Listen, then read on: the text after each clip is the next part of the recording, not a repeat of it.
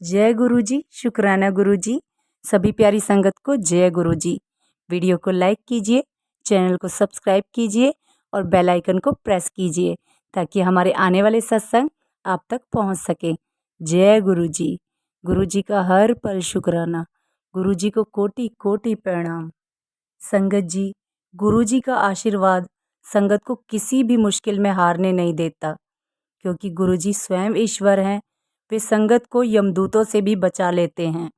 तो आइए आज एक ऐसा ही सत्संग हम सुनेंगे जो गुड़गांव के नरेश खंडेलवाल अंकल का है। श्री नरेश खंडेलवाल अंकल की पत्नी, जो 30 वर्ष से कुछ अधिक की रही होंगी, को ज्वर हो गया था।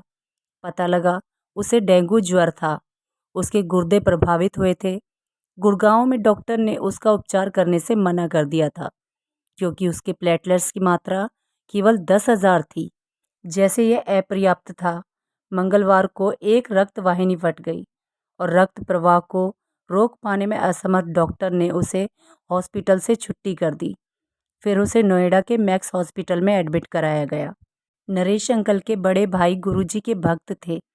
यह घटनाएं देखकर वह और उनकी पत्नी अत्यंत दुखी हुए और उन्होंने गुरुजी के एक अन्य अनुयायी को फ़ोन किया और पूछा क्या वह उस दिन मंगलवार को ही गुरुजी के दर्शन कर उनको समस्या से अवगत करा सकते हैं। तो उन्हें बताया गया कि गुरुजी तो स्वयं ईश्वर हैं और वह अपनी शरण में आए हुए किसी को भी कष्ट नहीं होने देंगे। इस अवधि में मैक्स के डॉक्टर्स ने भी हाथ खड़े कर दिए। बृहस्पतिवार को नरेश अंकल गुरुजी के पास गए।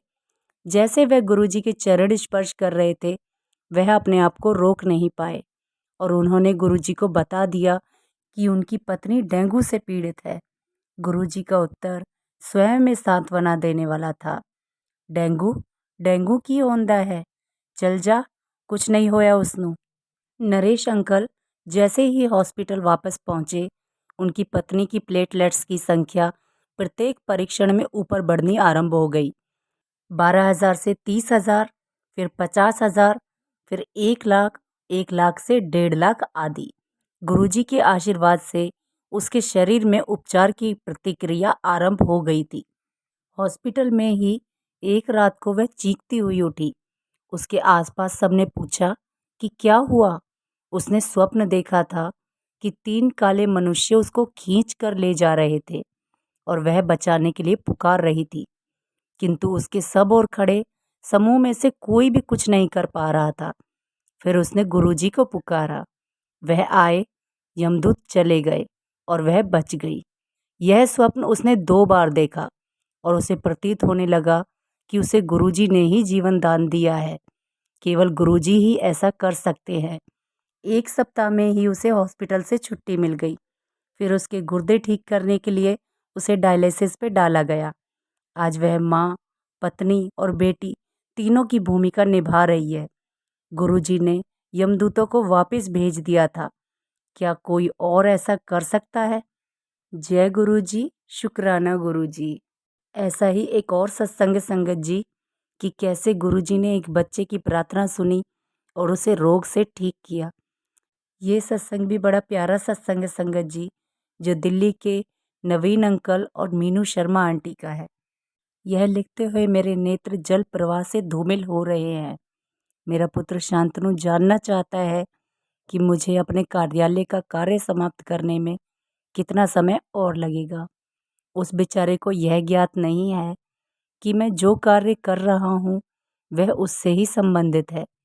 2001 में जब मात्र वह 3.5 वर्ष का था, उसे दौरे पड़ते थे और उसके पश्चात उसके स्वस्थ होने तक का सत्संग है। डॉक्टर्स ने सोचा कि उसके रोग का कारण अंधेरे से भय है और उस पर उन्होंने कुछ और विचार करना समय का दुरुपयोग समझा।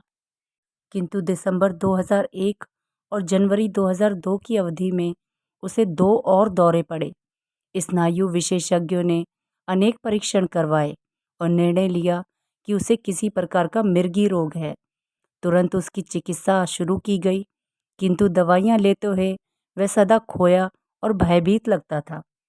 फिर 7 जुलाई 2001 को गुरुजी के जन्म दिवस पर हमें उनके दर्शन का सौभाग्य प्राप्त हुआ। हमें उनके चित्र प्राप्त हुए और अब जब भी यह लगता है कि उसे दौरा पड़ने वाला है, हम वह चित्र उसके पास रख देते हैं। ऐसा करते ही उसकी विपदा टल जाती है। फिर गुरुजी पंजाब चले गए। उनकी अनुपस्थिति से हम अत्यंत दुखी और असहाय हो गए। जनवरी के मध्य हमने जालंधर में उनके दर्शन करने का निश्चय किया। दर्शन के उपरांत उन्होंने हमें एक गुरु भाई के घर पर गृह प्रवेश के उपलक्ष्य में आयोजित समारोह में भाग लेने के लिए आमंत्रित किया। उस समय मंदिर के द्वार पर मेरी पत्नी ने गुरुजी को शांतनु के रोग से अवगत कराया। सुनकर गुरुजी केवल क्यों बोले और उन्होंने कहा कि सब ठीक है। फिर उन्होंने हमें शेष संगत के साथ उस समारोह में आने का संकेत दिया। हमें लगा कि उन्होंने हमारी बात ठीक से नहीं सुनी। समारोह के अंत में हमने पुनः गुरुजी के पास जाने का साहस किया। मेरी पत्नी ने उनसे कुछ ही शब्द कहे होंगे कि गुरुजी ने चेतावनी देते हुए बोले कि यदि इस समस्या के बारे में कुछ भी और कहा तो वह हमें यहाँ से भेज देंगे। हम भयभीत हो गए। संगत समाप्त होने पर गुरुजी ने घोषणा करी कि दिल्ली की संगत वहां रुककर अगले दिन भी उनके दर्शन कर सकती है। हमें प्रतीत हुआ कि उन्होंने हमें क्षमा कर दिया है। अगले दिन प्रातः दिल्ली लौटने पर हमने शांतनु की दवाइयाँ बंद करने का निश्चय किया। मेरे भाई, जो उसके स्नायु विशेषज्ञ और मनोचिकित्सक और उनकी स्त्री रोग विशेषज्ञ पत्नी की राय के विरुद्ध, हमने सब कुछ गुरुजी पर छोड़ दिया था। शांतनु ने भी अपनी भूमिका निभाई। उस समय तक वह 4 वर्ष का हो गया था। वह गुरुजी के चित्र के सामने बैठकर गुरुजी से विनती करता था, मुझे ठीक कर दो। गुरुजी ने उस अबोध की निष्कपट प्रार्थना सुनी और उसे स्वस्थ कर दिया। उनकी कृपा से शांतनु को फिर कभी मिर्गी के दौरे नहीं पड़े और अपनी 8.5 वर्ष की आयु में उसे जितना नटखट होना चाहिए वह है। मेरी आंखों से फिर अश्रुधारा प्रवाहित हो रही है। जय गुरुजी, शुक्राना गुरुजी। और इसी के साथ सत्संग को समाप्त करते हैं संगत जी। जय गुरुजी, शुक्राना गुरुजी। गुरुजी का हर पल शुक्राना। शुक्राना मेरे मालिक।